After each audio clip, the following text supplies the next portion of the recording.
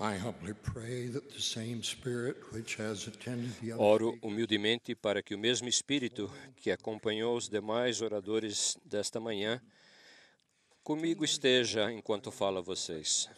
Há muitos anos trabalhei ao lado de dois homens mais velhos e experientes. Éramos amigos há muitos anos e considerávamos ser benefício o auxílio que prestávamos uns aos outros. Certo dia, um deles procurou nossa ajuda para um assunto complexo. Assim que o assunto foi explicado, a primeira coisa que o outro colega disse foi: "O que eu ganho com isso?" Quando esse velho amigo reagiu de forma tão egoísta, vi o olhar de dor e desapontamento no rosto do que havia pedido nossa ajuda. O relacionamento entre os dois nunca mais foi o mesmo. Nosso amigo interesseiro não prosperou, porque seu egoísmo rapidamente eclipsou seus dons, talentos e qualidades. Infelizmente, uma das maldições do mundo de hoje haja-se resumida nesta reação egoísta. O que eu ganho com isso? Durante os anos em que desempenhei minha profissão, ajudei os herdeiros de um nobre casal a dividir seus bens. A herança não era muito grande, mas era o fruto de muitos anos de trabalho árduo e de sacrifício. Os filhos eram todos pessoas decentes e tementes a Deus, que haviam aprendido a viver os princípios do Salvador. Mas quando chegou a hora de dividir a propriedade, iniciou-se uma disputa sobre quem deveria herdá-la. Muito embora não fosse algo que fizesse aquela briga valer a pena, os sentimentos de egoísmo e cobiça provocaram um rompimento entre alguns dos familiares, que jamais cicatrizou e que prosseguiu na geração seguinte. Que tragédia ver que o legado deixado por esses pais maravilhosos se transformasse em algo tão destrutivo à unidade familiar e ao amor de seus filhos. Aprendi com isso que o orgulho e cobiça geram rancor e contenda. Por outro lado, sacrifício e doação trazem paz e satisfação.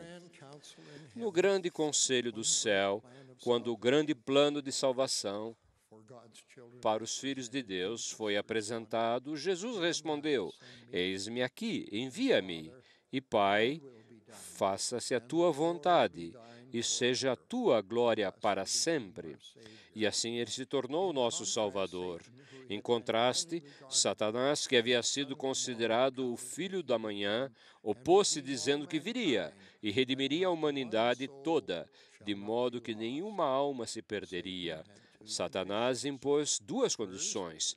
Primeira, a rejeição do arbítrio. A segunda, de que ele receberia toda a honra. Em outras palavras, ele teria que receber algo em troca. E assim se tornou o pai de todas as mentiras e de todo o egoísmo. Pegar sua cruz e seguir o Salvador significa superar o egoísmo. É um compromisso para servir a outras pessoas. O egoísmo é uma das características humanas mais desprezíveis, que precisam ser subjugada e superada. Torturamos nossa alma quando nos concentramos no obter em lugar de dar. Com frequência, a primeira palavra que muitas crianças aprendem a dizer é meu. Eles precisam aprender a respeito da alegria de se compartilhar. Certamente, um dos grandes mestres para superar o orgulho é a maternidade ou a paternidade. As mães descem ao vale da sombra da morte para dar luz aos seus filhos. Os pais trabalham arduamente e desistem de muitas coisas para poderem abrigar, alimentar, vestir, proteger e educar os filhos. Aprendi que o egoísmo tem mais a ver com a forma como nos sentimos a respeito do que aquilo que temos. O poeta Wordsworth disse: "Passamos todo o nosso tempo envolvido nas coisas do mundo, comprando e gastando. Destruímos o poder que possuímos." Um homem pobre pode ser egoísta e um rico generoso. Mas uma pessoa obcecada apenas em obter coisas terá muita dificuldade para encontrar paz nesta vida. O elder William Bradford disse uma vez: "Dentre todas as influências que fazem com que o homem escolha o errado, o egoísmo é certamente o mais forte." O Espírito do Senhor está ausente onde existe o orgulho. Os talentos não são compartilhados. As necessidades dos pobres não são atendidas. O fraco não é fortalecido. O ignorante não é ensinado. E o que foi perdido não é recuperado. Conversei recentemente com uma das pessoas mais generosas que conheço. Pedi-lhe que descrevesse os sentimentos de realização que surgiram devido à sua generosidade. Ele falou a respeito do sentimento de alegria e felicidade que vem ao coração por compartilhar as coisas com outras pessoas menos afortunadas. Disse-me que nada pertencia realmente a ele. Tudo vem do Senhor. Somos meros guardiães do que ele nos deu. Como o Senhor disse a Joseph, todas as coisas são minhas e vós sois meus mordomos. Algumas vezes é fácil de nos esquecermos de que do Senhor é a terra e a sua plenitude. O Salvador advertiu-nos conforme registrado no livro de Lucas: acautelai-vos e guardai-vos da avareza, porque a vida de qualquer não consiste da abundância do que possui. E propôs-lhe uma parábola dizendo: a herdade de um homem rico tinha produzido com abundância, e ele arrazoava consigo mesmo, dizendo: que farei? Não tenho onde recolher os meus frutos. E ele disse: farei isso, derrubarei os meus celeiros e edificarei outros maiores. Ali recolherei todas as minhas novidades e os meus bens. E direi à minha alma: alma, tens um depósito, muitos bens para muitos anos. Descansa, come, bebe e folga. Mas Deus lhe disse: louco, esta noite te pedirão a tua alma. E o que tens preparado, para quem será? Assim é aquele que para si ajunta tesouros e não é rico para com Deus. Há alguns anos, o elder Ray Christiansen fez um relato a respeito de um de seus parentes escandinavos que se afiliou à igreja.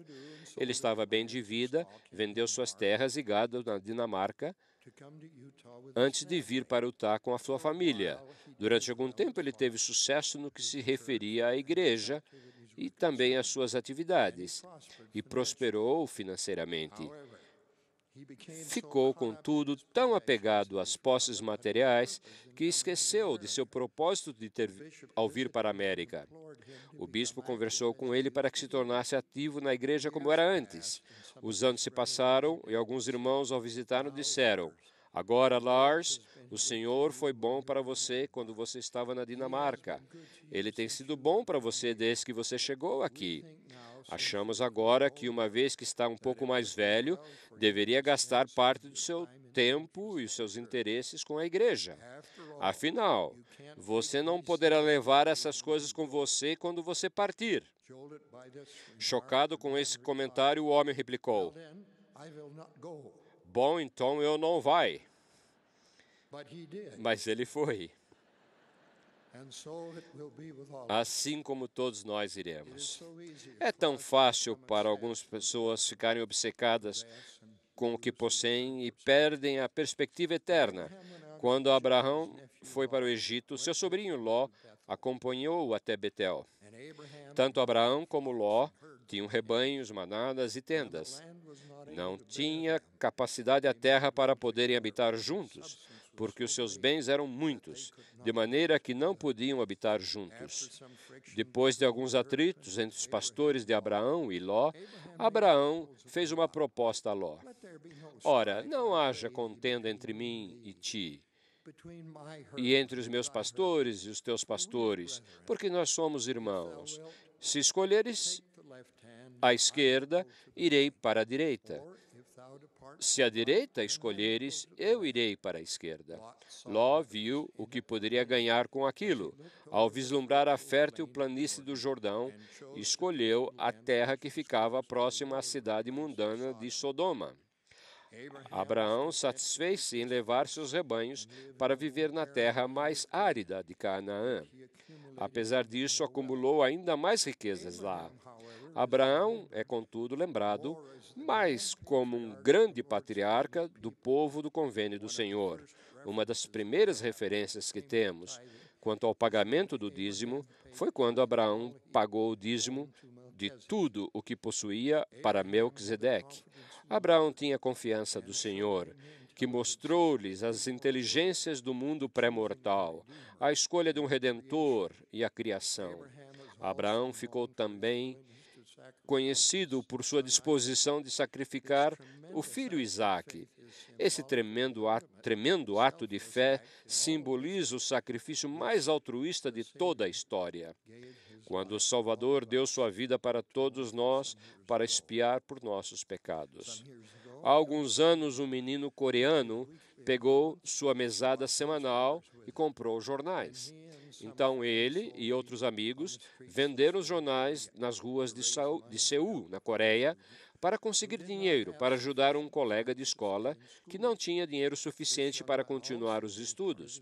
Esse jovem também dividia seu almoço com o menino todos os dias, para que ele não passasse fome. Por que ele fez essas coisas?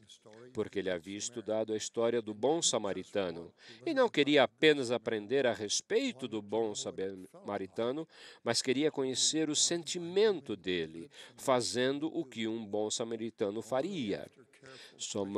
Somente depois de ter sido cuidadosamente questionado pelo pai a respeito de suas atividades, ele disse: "Mas, papai, todas as vezes que eu ajudo meu amigo, sinto que estou me tornando mais semelhante ao bom samaritano. Além disso, quero ajudar meus amigos que não são tão afortunados como eu.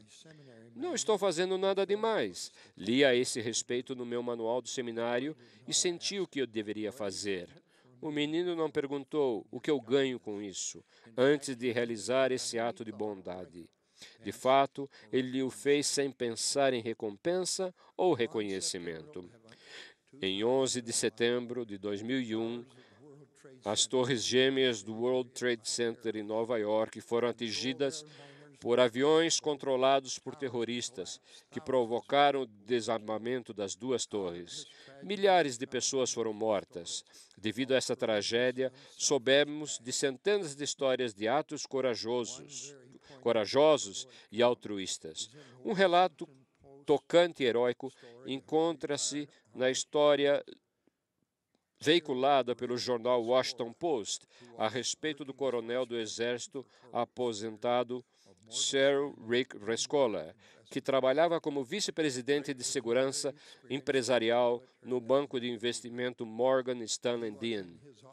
Rick era um ex-militar com muita experiência e estava no escritório quando o primeiro avião atingiu a torre às 8h48. Ele recebeu um telefonema que no andar de número 71 havia uma bola de fogo. Ele ordenou imediatamente a evacuação de todos os 2.700 funcionários do segundo edifício, assim como de mais de 1.000 do quinto edifício. Utilizando seu megafone, ele subiu os andares, passando por áreas obstruídas no 44º andar e chegou até o 72º, ajudando a evacuar as pessoas.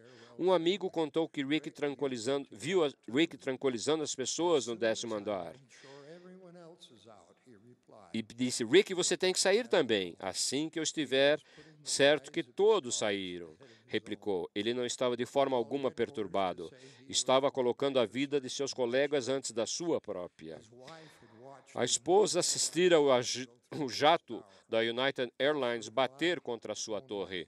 Depois de algum tempo, o telefone tocou. Era Rick. "Não quero que chore", disse ele. "Tenho que evacuar meu pessoal agora." Ela continuou a soluar. "Se algo acontecer comigo, quero que saiba que você sempre foi a razão da minha vida."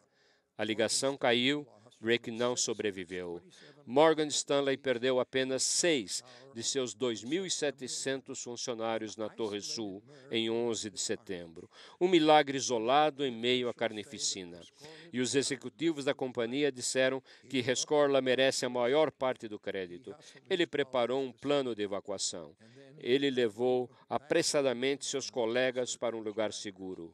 E então, aparentemente, retornou ao inferno para procurar pessoas que estavam perdidas. Ele foi o último último homem a sair num outro edifício em 1993, quando foi detonado ali uma bomba. No meio da grande maldade e carnificina, em 11 de setembro, Rick não procurou saber o que ganharia com isso. Em vez disso, pensou desprendidamente nas pessoas e no perigo que enfrentavam.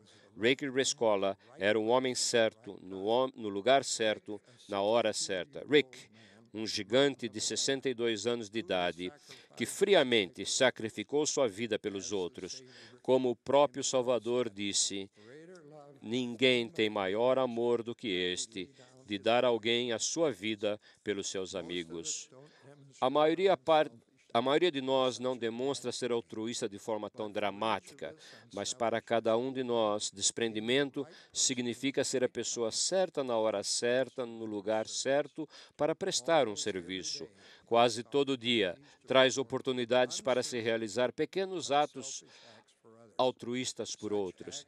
Tais ações são ilimitadas e podem ser tão simples quanto uma palavra gentil, uma mão que ajude ou um sorriso. O Salvador nos lembra: quem achar a sua vida, perdê-la-á. A quem perder a sua vida por amor a mim, achá-la-á.